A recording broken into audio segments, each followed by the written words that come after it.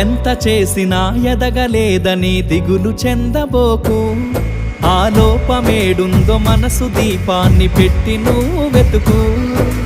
అతుకులమయమని ఎక్కిరించకు బతుకు పుస్తకాన్ని, అది చితిలో కూడా బోధించునురా ఏదో అర్థాన్ని. రాదురా ఏ విజయం నీ కోసం నా కోసం, ఎటుపోదురా నువ్వు చేసిన కష్టం ఎప్పటికైనా సొంతం.